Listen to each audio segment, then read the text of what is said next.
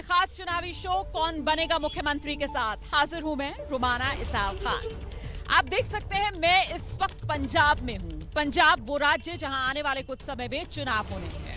अच्छा, आने वाले वक्त में पंजाब समेत कुल 5 राज्य हैं जहां विधानसभा चुनाव होंगे, जिसमें सियासी तौर पर देश का सबसे बड़ा राज्य उत्तर प्रदेश भी शामिल है।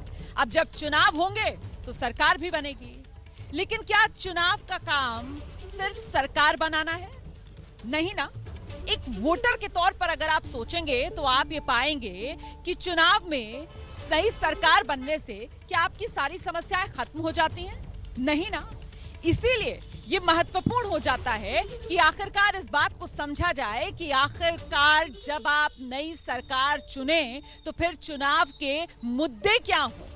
इसी सवाल का जवाब तलाशने के लिए आज दिन भर आपका चैनल एबीपी न्यूज, हमारे संवाददाताओं की टीम जो चुनावी राज्यों के अलग अलग शहरों में थी, लोगों के बीच थी, मतलब वोटर्स के बीच थी, और उन्हीं के बीच जाकर हमने उनसे जुड़े वो असली मुद्दे टटोले, उन्हें जानना चाहा जिन्हें लेकर वो चाहते हैं कि बात हो, जिन्हें लेकर वो चाहते हैं कि सकारात्मक बदलाव हो। वो कौन कौन से मुद्दे हैं? आज इस सवाल का जवाब कौन बनेगा मुख्यमंत्री में मैं आपको दूंगी, लेकिन उससे पहले जरा जान लीजिए कि चुनाव को लेकर, सरकार बनाने को लेकर, मुद्दों को लेकर आखिरकार आपके चैनल एबीपी न्यूज की सोच है क्या। चुनाव मतलब मुद्दों की बात। हमारी सोच क्या है? हमारी सोच बहुत साफ है और हमारी सोच ये है कि जब चुनाव हो तो बात सिर्फ सरकार बनाने की ना हो, बल्कि जब चुनाव आए तो बात भविष्य बनाने को लेकर की जाए। इसी मुद्दे पर हम चर्चा करेंगे, और जब मुद्दों का जिक्र होगा तो जाहिर सी बात है वो मुद्दा जो बार बार निकल कर आए चुनावी राज्यों से, रोजगार का मुद्दा है।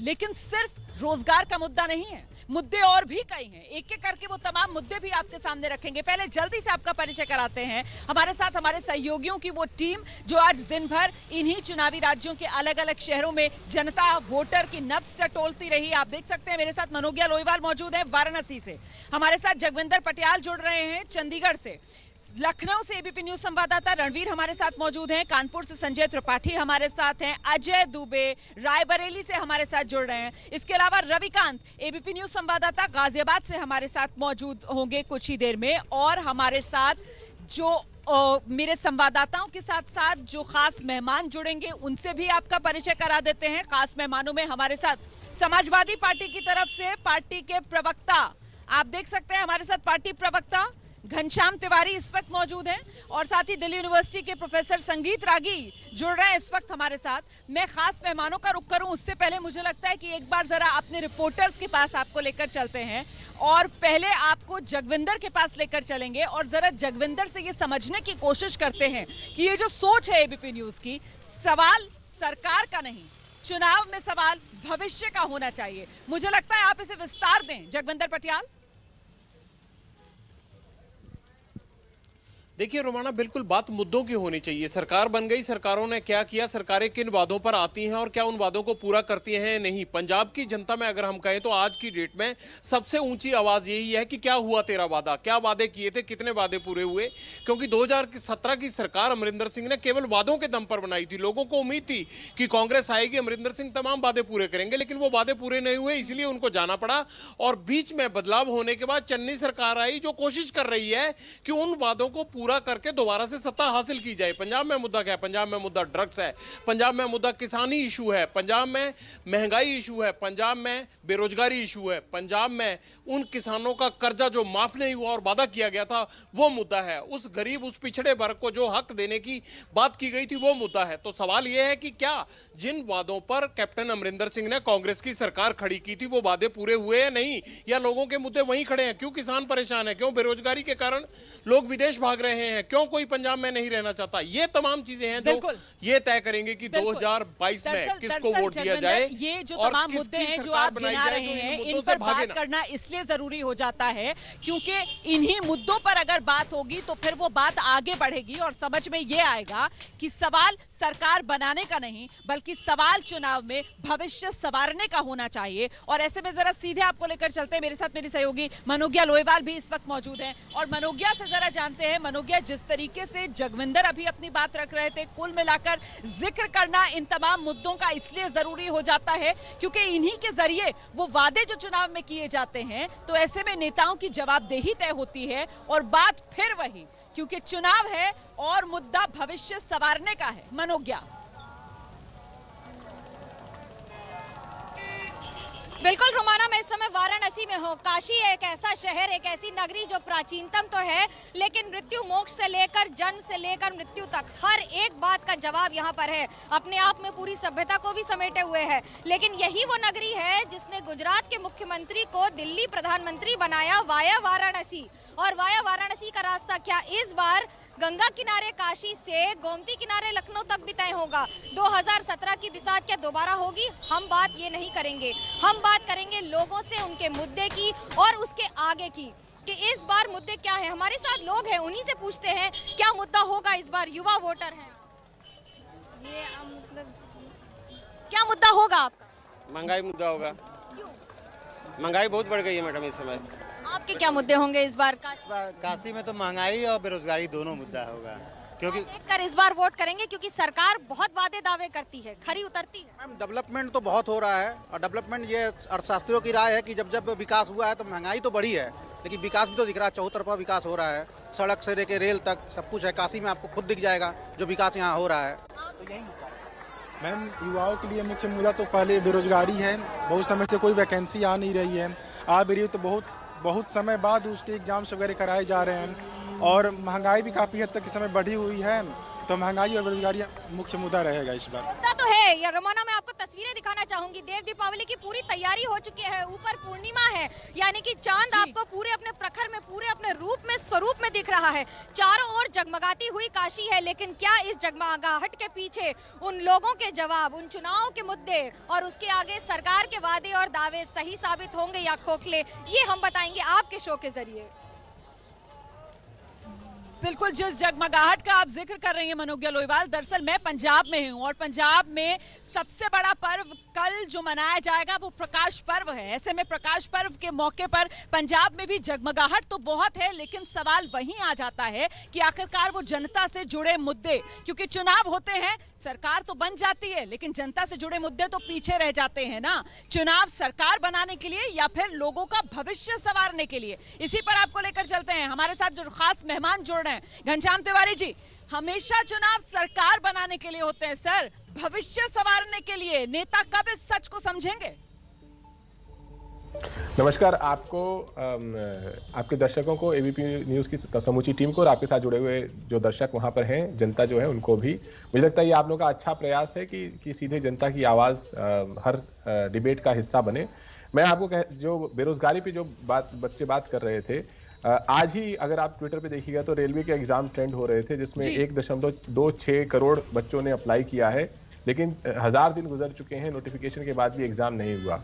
ये पूरे देश में और खासकर उत्तर प्रदेश में भारतीय जनता पार्टी की नीति हो गई है कि एग्जाम्स को एडवर्टाइज करो और उसके बाद एग्जाम्स ना लो। अगर एग्जाम्स हो जाए तो रिजल्ट मत लाओ, रिजल्ट हो जाए तो इंटरव्यू मत करो, और इंटरव्यू हो जाए तो जो सिलेक्शन हुआ है उनको ज्वाइनिंग लेटर मत दो। तो ये मुद्दा महत्वपूर्ण है, महंगाई महत्वपूर्ण है। और आप कहती हैं कि चुनाव सरकार बनाने के लिए होते हैं, लेकिन नहीं, आप जो बात कर रहे हैं घनश्याम जी, माफी चाहूंगी, मैं आपको रोक रही हूं सर। और मैं आपको रोक इसलिए रही हूं क्योंकि बहुत आसान होता है जब आप विपक्ष में बैठे होते हैं तब आप सत्ता पक्ष को बेरोजगारी के मुद्दे पर बैठकर घेरें, लेकिन जब आप सत्ता में होते हैं तो भी तो आप वही कर रहे होते हैं जो आज का सत्ता पक्ष कर रहा है सर। जब आपकी सरकार थी तब आपकी सरकार पर इसी तरीके के आरोप लगते थे। नई सरकार उत्तर प्रदेश ने चुनी 2017 में, अब जब उत्तर प्रदेश फिर से चुनाव के मुहाने पर खड़ा हुआ है, फिर से उस नई सरकार को घेरने के लिए भी एक बार फिर से पुराना मुद्दा वही बेरोजगारी का है। इसीलिए तो एबीपी न्यूज ये मुहिम लेकर आया है कि साहब चुनाव सरकार बनाने के लिए या फिर भविष्य संवारने के लिए। मुझे लगता है जरा जल्दी से लखनऊ चलते हैं, रणवीर हमारे साथ मौजूद है। रणवीर, रोजगार का मुद्दा, ये सच है कि इस बार उत्तर प्रदेश विधानसभा चुनाव में एक बड़ा मुद्दा है? निश्चित तौर पे बड़ा मुद्दा है। एक ऐसा राज्य जो कभी बीमारू राज्य हुआ करता था, आज वहाँ विकास की बातें होती हैं। सरकारें बदलेंगी, चेहरे बदलेंगे, विचारधाराएं बदल जाएंगी, लेकिन लोगों को क्या मिला यही जानने के लिए मैं चौराहे पे ऐसे खड़ा था और एक शख्स मुझे मिले जो रुक गए हमें देख के। इनसे पूछते, ये बताइए चुनाव में मुद्दा क्या होता है इसका? नमस्कार, सबसे पहले आपको, मेरा नाम आनंद मिश्रा है, मैं यहाँ पर MBBS का फाइनल ईयर का स्टूडेंट हूँ। चुनाव का मुद्दा, हर बार जो चुनाव होता है वो बदल जाता है, मुद्दे बदलते रहते हैं। अब तक आपने देखा, जैसे आप स्टूडेंट हैं तो रोजगार मुद्दा है? रोजगार मुद्दा है, पर ऐसा भी इतना भी प्रॉब्लम नहीं है कि रोजगार का इतना इशू बनाया जाए। क्योंकि अब देखिए अब जिस तरीके से समय बदल रहा है, विकास हो रहा है, हर चीज़ें बदल रही हैं, तो अब हर किसी को अगर ये लगता है कि रोजगार मिल रहा है, डेवलपमेंट हो रहा है, निश्चित तौर पर डेवलपमेंट हो रहा है। आप एक्सप्रेसवे देख लीजिए, मेडिकल कॉलेज देख लीजिए, हर जिले में मेडिकल कॉलेज खुलना जा रहा है, निश्चित तौर पर बहुत डेवलपमेंट हो रहा है। डेवलपमेंट हो रहा है। आपको बताएं कि कुछ और लोग खड़े हैं, इनसे भी बात करेंगे और साथ ही आपको बताएंगे कि ये जो यूपी है ना, यहाँ पे 4 बड़ी पार्टियां हैं और चारों अलग अलग तरीके से बात करती हैं, इन लोगों से बात करते हैं। चाचा ये बताइए, आप क्या करते हैं? मैं यहाँ पे गाड़ियों का कार्य करता हूँ। इस बार चुनाव में क्या माहौल है, क्या मुद्दा रहता है चुनाव में, क्या सोच के वोट देते हैं? हम लोग तो बस क्या जहाँ सोचते हैं, डेवलपमेंट चाहिए, फ्री का खाना चाहिए। हाँ, ये डेवलपमेंट चाहिए सर। डेवलपमेंट हाँ हो रहा है, लेकिन अभी इतना हिसाब से नहीं हो रहा है। हाँ, इस बार माहौल क्या है? इस बार तो माहौल अभी तो चालू हुआ है। लड़ाई किसमें किसमें? हाँ, लड़ाई किसमें किसमें? लड़ाई सपा में और बसपा में है। सपा और बीजेपी। आपको क्या लगता है? युवा है, नौकरी चाहिए, नौकरी मुद्दा होता है चुनाव में?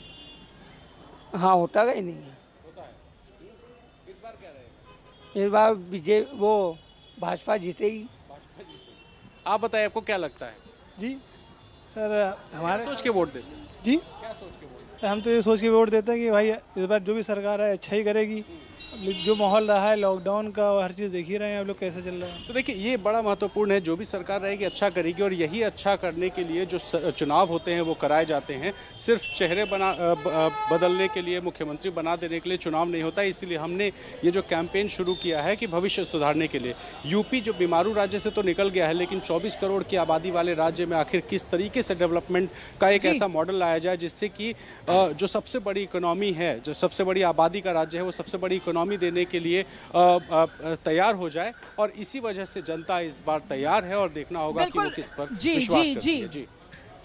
जी बिल्कुल। रणवीर, आपने लखनऊ में जो लोग आपके इर्द गिर्द थे उनसे बातचीत की। अच्छा देखिए, कानपुर से संजय त्रिपाठी को मैं देख पा रही हूँ और संजय त्रिपाठी एक परिवार के साथ मौजूद हैं। मुझे लगता है एक परिवार उसे इन पिछले दिनों खासतौर से जो कोरोना की महामारी आई उसके बाद किस तरीके की दिक्कतों से जूझना पड़ा है, इसका ब्यौरा इस परिवार से बेहतर और कोई रख नहीं पाएगा। कुल मिलाकर ये जनता से जुड़े मुद्दे हैं जो आपका चैनल एबीपी न्यूज आपके सामने रख रहा है, क्योंकि हमारी सोच ये है कि चुनाव मतलब सरकार बनाना नहीं, चुनाव मतलब भविष्य संवारना है। चुनाव में बात सरकार बनाने की नहीं, भविष्य संवारने की होनी चाहिए। इसी को लेकर जो अलग अलग मुद्दे सामने निकल कर आ रहे हैं, उत्तर प्रदेश में बड़ा मुद्दा रोजगार का निकल कर आ रहा है, क्योंकि रोजगार ना होने की वजह से मार पूरे परिवारों पर पड़ी है। ऐसे में एक परिवार के साथ मेरे सहयोगी संजय त्रिपाठी मौजूद हैं, लेकिन इस बीच हम आपको सीधे वाराणसी लेकर चलते हैं, क्योंकि वाराणसी में इस वक्त गंगा आरती शुरू हो चुकी है। मनोरम दृश्य, सुंदर तस्वीरें जो इस वक्त नजर आ रही हैं,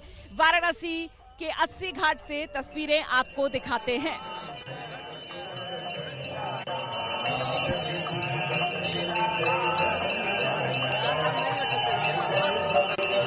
जी बिल्कुल, आप देख रहे हैं इस समय 80 घाट की तस्वीरें, और ये तस्वीरें हैं लाइव आपको हम दिखा रहे हैं। आज आरती, आज बहुत महत्वपूर्ण आरती है, क्योंकि आज कार्तिक पूर्णिमा की शुरुआत हो चुकी है, कल सुबह स्नान है और कल पूर्णिमा की आरती होगी आज। लेकिन ये 80 घाट की आरती आपको लाइव तस्वीरें दिखा रहे हैं, किस तरह से तैयारियां हैं और उसी तरह से जो उत्साह है वो देखते ही बनता है। सबसे बड़ा पर्व है ये वाराणसी का। आज यकीन मानिए, कहीं आपको होटल में कमरा नहीं मिलेगा, सड़क पर चलने की जगह नहीं मिलेगी, जो भीड़ का आलम है। और सिर्फ ऐसा नहीं है कि सिर्फ उत्तर प्रदेश से ही लोग, देश विदेश से लोग, जितनी परमिशन मिली है, क्योंकि विदेश ही इस बार कम आ सके हैं कोरोना काल की वजह से।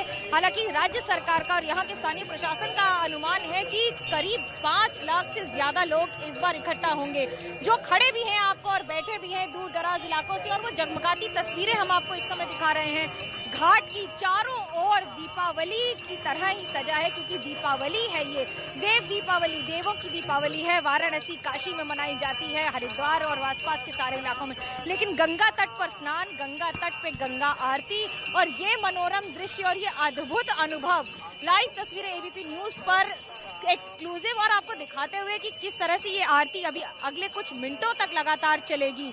वाराणसी के घाट से 80 घाट हो या दशाश्वमेध घाट हो या बाकी सारे घाट हो, ये तस्वीरें खास हैं। और इन तस्वीरों की खासियत है कि इस पूरी प्रकृति को जिस तरह से समर्पित रहता है, माँ गंगा को, बाबा भोलेनाथ को, और वो सारी तस्वीरें अद्भुत होती हैं। रोमाना, अगर वाराणसी की बात करें तो वाराणसी का ये अनुभव ही अद्भुत होता है।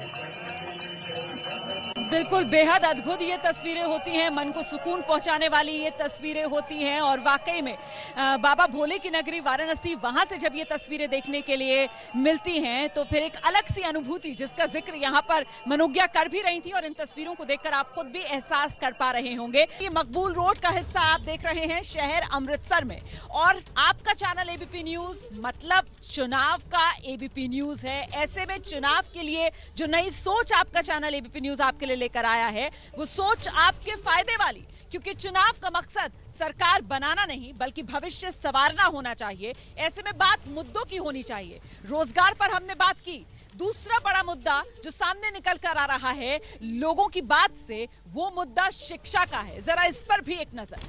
दरअसल अच्छी शिक्षा ये मूलभूत जरूरत है जो लोग चाहते हैं, क्योंकि अच्छी शिक्षा का मतलब बेहतर रोजगार के विकल्प। और ऐसे में जरा सीधे आपको लेकर चलते हैं अपने उन सहयोगियों के पास जो आज दिन भर इन्हीं चुनावी राज्यों के अलग अलग शहरों में थे। फिलहाल संजय त्रिपाठी के पास आपको लेकर चलते हैं और जरा समझते हैं संजय त्रिपाठी से कि शिक्षा को लेकर लोगों के मन में किस तरीके के सवाल, किस तरीके की सहूलियत वो चाहते हैं।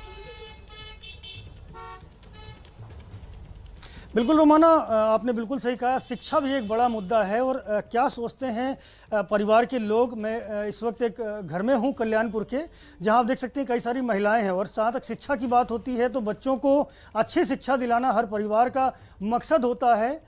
क्या सोचती हैं महिलाएं, हम उनसे समझेंगे। आपका परिचय दे दें मुझे। मैं स्वाति, मैं एक हाउसवाइफ हूँ और मैं ये चाहती हूँ कि बच्चों की शिक्षा के लिए आगे भी गवर्नमेंट बहुत अच्छा काम करे। वैसे भी वो अच्छे काम हो रहे हैं, लेकिन जो भी हमारे मुख्यमंत्री आए, जो भी सरकार बने, वो बच्चों की शिक्षा के प्रति अच्छे से अच्छा काम करे तो बड़े बेहतर रहेगा। बच्चों की फीस के प्रति और भी चीज़ें हैं, जो जैसे बच्चों के हम लोग बुक्स वगैरह भी लेते हैं, हर चीज़ स्टेशनरी, हर चीज़ के प्रति जो है, जो भी हमारा नया मुख्यमंत्री हो या हमारी नई गवर्नमेंट हो, वो बच्चों के लिए बेस्ट वर्क करे, अच्छे से अच्छा काम करे। आपने जैसा कहा, आपको क्या लगता है कि बेहतर शिक्षा के लिए सरकार को प्रयास करना चाहिए? और क्या 2022 के इलेक्शन में शिक्षा एक मुद्दा नहीं होना चाहिए? बिल्कुल होना चाहिए। मैं शिखा श्रीवास्तव, मैं एक हाउसवाइफ हूँ।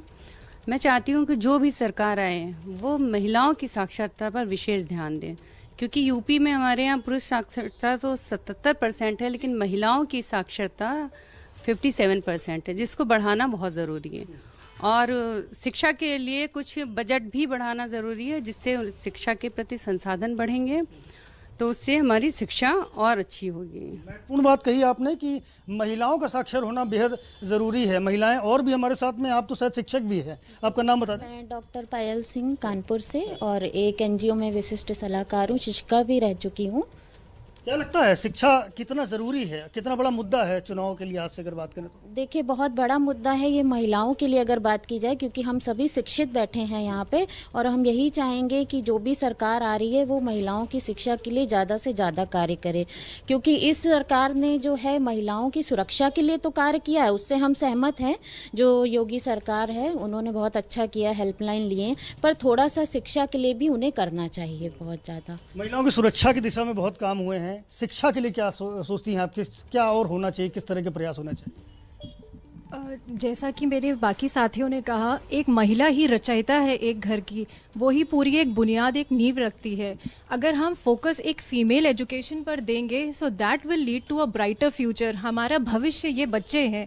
अगर आज हम इनका बेस ही नहीं ठीक करेंगे, जो हमारे प्राइमरी स्कूल हैं, though a lot of initiative has been done by the government, उनका इंफ्रास्ट्रक्चर, बच्चों की पढ़ाई, बच्चों का पौष्टिक आहार, सब पर ध्यान दिया जा रहा है।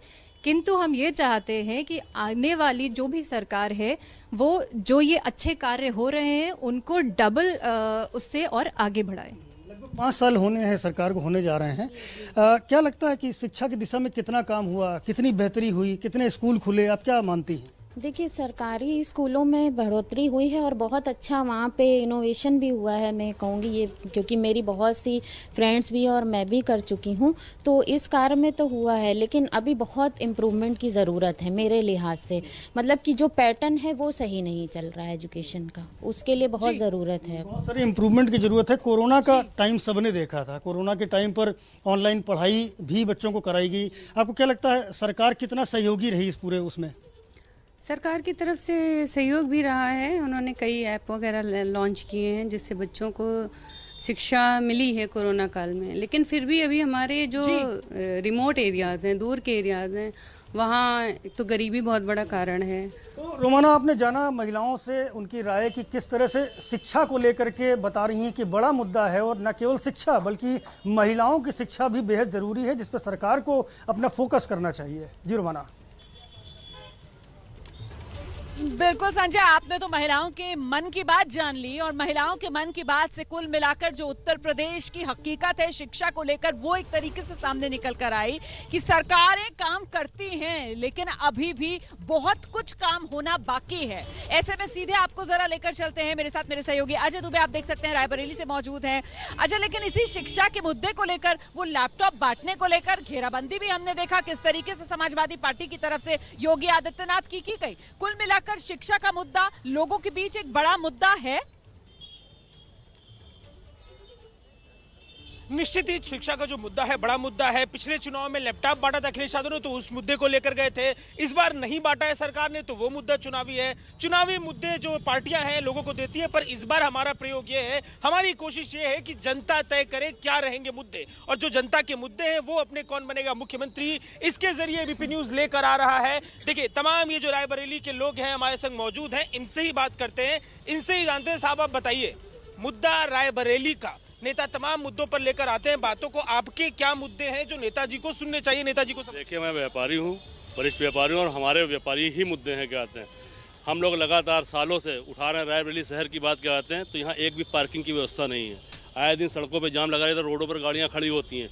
20 साल से कहते हैं नगर पालिका विकास प्राधिकरण को डीएम के मार्फत ये बातें हम लोग लगातार उठा रहे हैं, लेकिन कोई भी सुनने वाला नहीं है व्यापारियों की। इसके अतिरिक्त व्यापारी इस समय ऑनलाइन व्यापार से काफ़ी परेशान है, सबका व्यापार टूटा हुआ है।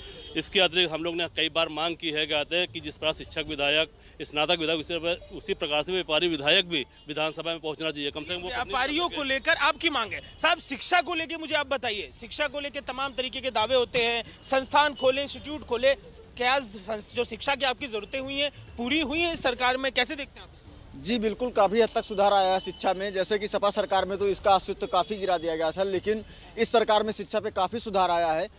काफ़ी सुधार देखने को मिल रहा है। जगह जगह जो इंस्टीट्यूट खुले हैं, इनमें आप सरकारी व्यवस्थाएं देख लीजिए, इनमें काफ़ी सुधार किया गया है। कह रहे हैं कि लैपटॉप टैबलेट तो बांटा नहीं है सरकार ने, तो वो कोई कारण बनेगा चुनाव में कि लैपटॉप टैबलेट नहीं दिया? पिछली बार तो 1 साल अखिलेश जी ने लैपटॉप भी बांटा था, ये कारण बनेगा इस चुनाव में कुछ? नहीं सर, ऐसा आपकी कुछ नहीं होगा, क्योंकि बीजेपी सरकार ने इतना विकास किया है कि इनका चुनाव निश्चित ही निकलना चाहिए, क्योंकि इन्होंने विकास के क्षेत्र में, आप ग्रामीण क्षेत्र में देख लीजिए, घर घर आवास और ये अपना शौचालय वगैरह देने का काम इन्होंने किया है, और गरीबों को लगातार मदद करते जा रहे हैं। तो इसलिए सर इनकी सरकार आना निश्चित है। इनकी सरकार आना निश्चित है। अच्छा साहब, आप मुझे बताइए सर कि यहाँ पे हम खड़े हैं, मुख्य चौराहा है रायबरेली का, सड़कों की क्या स्थिति है, दवाई की क्या, आप सड़कों के विषय में बात करिए, क्या सुधार है सड़कों की गुणवत्ता में? पूर्वांचल एक्सप्रेस की बात हो रही है, बड़े बड़े हाईवे की बात हो रही है, इंफ्रास्ट्रक्चर कैसा है आपके? देखिए, ये उत्तर प्रदेश जो माननीय योगी जी के नेतृत्व में जो सरकार चल रही है, उनका मेन मुद्दा यही था कि गड्ढा मुक्त प्रदेश। आप इस समय देख लीजिए, संपर्क मार्ग हो चाहे मुख्य मार्ग हो, धीरे धीरे पैचिंग हो रही है, सड़कें बन रही हैं, नेशनल हाईवे बन रहे हैं। अभी आपने देखा है माननीय प्रधानमंत्री जी ने पूर्वांचल एक्सप्रेस वे जो उसका उन्होंने लोकार्पण किया है, ये मील का पत्थर साबित मील का पत्थर ये है रायबरेली के लोगों की राय, रायबरेली के लोगों के मन की बात, और ये बात बेहद जरूरी हो जाती है क्योंकि चुनाव आने को है और जो लोगों के मन की बात है वो बेहद महत्वपूर्ण रहने वाला है।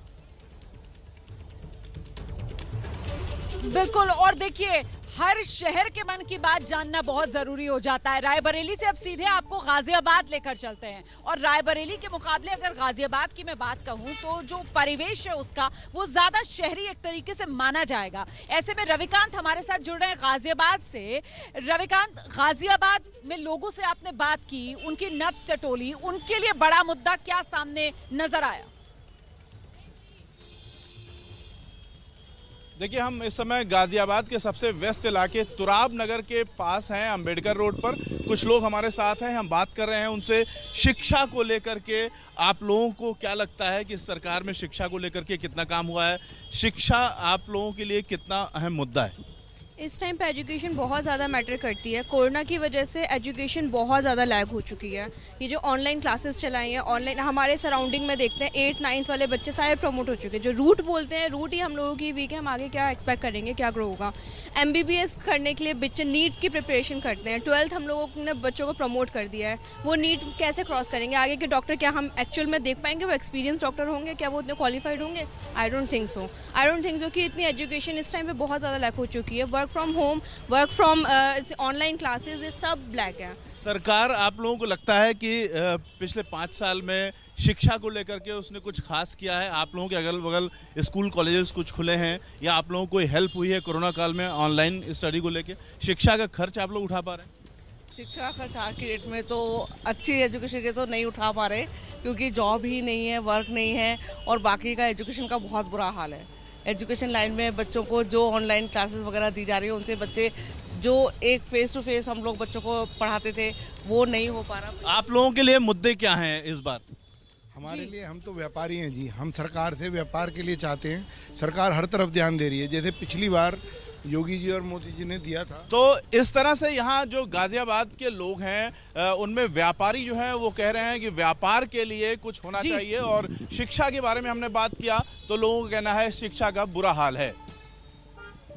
जी बिल्कुल, मुझे लगता है हमें जरा जल्दी से अब प्रोफेसर संगीत रागी के पास चलना चाहिए। संगीत रागी जी, ये शिक्षा को लेकर जिस तरीके की बातें लोग कर रहे हैं, आपको क्या लगता है कोरोना काल की वजह से क्या ज्यादा शिक्षा व्यवस्था की खामियां हैं वो खुलकर सामने आ गई, और इसी वजह से शिक्षा को लेकर लोग इतने ज्यादा कंसर्न, परेशान नजर आ रहे हैं?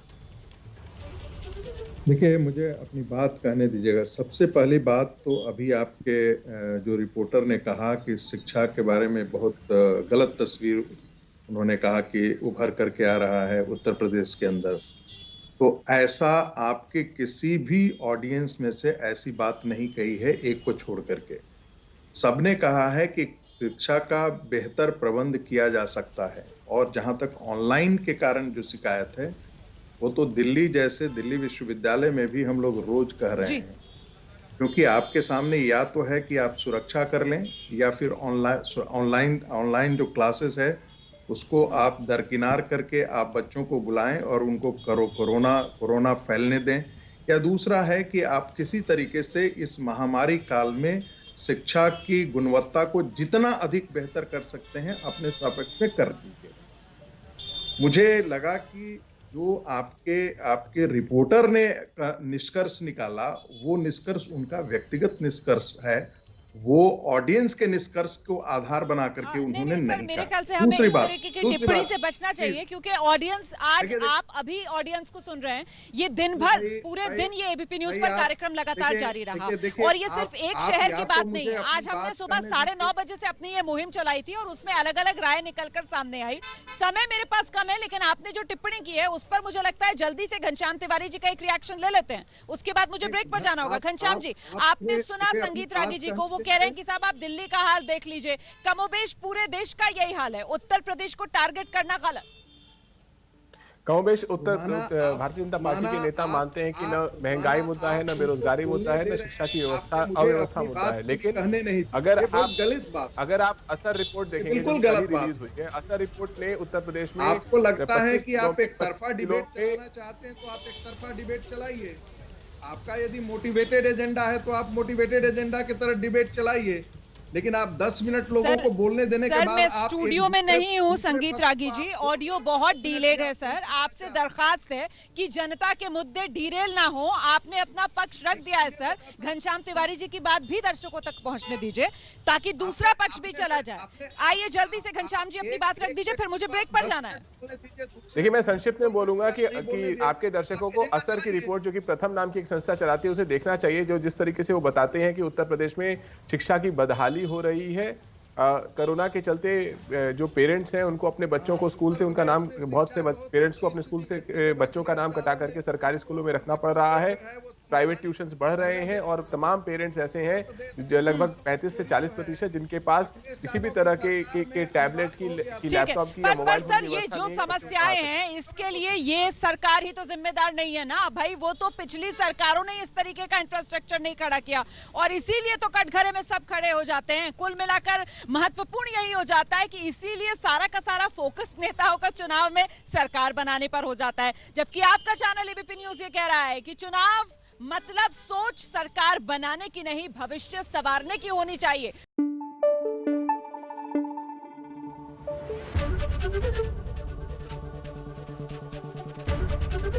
एबीपी न्यूज आपको रखे आगे।